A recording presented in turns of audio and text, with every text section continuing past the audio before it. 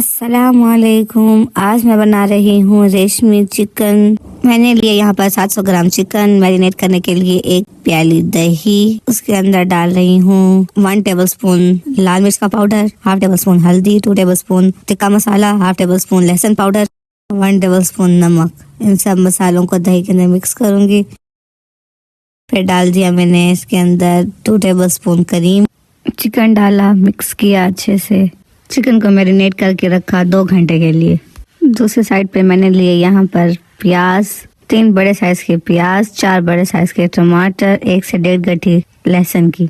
एक बर्तन लिया, उसके अंदर डाला मैंने 1 कप घी को अच्छे से गर्म होने दिया। फिर डाल दिया इसके अंदर प्याज को सुनहरी होने तक फ्राई करूंगी। फिर डाल दूंगी इसके अंदर साबुत लहसुन और प्याज को अच्छे से फ्राई कर लिया। अब मैंने डाला यहाँ पर टमाटर को तब तक फ्राई करूंगी जब तक टमाटर अच्छे से नरम हो जाए, उसका पानी खुश्क हो जाए।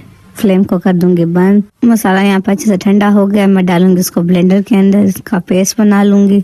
अब मैरिनेट हुए हुए चिकन को डालूंगी घी में, उसको भूनूंगी अच्छे से हाई फ्लेम पर।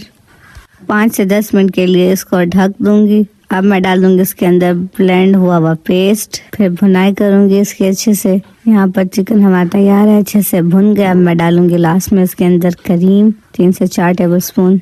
तैयार है हमारा रेशमी चिकन मसाला। एक मरतबा ज़रूर ट्राई कीजिएगा। मिलते हैं अगली वीडियो में, तब तक के लिए अल्लाह हाफिज़।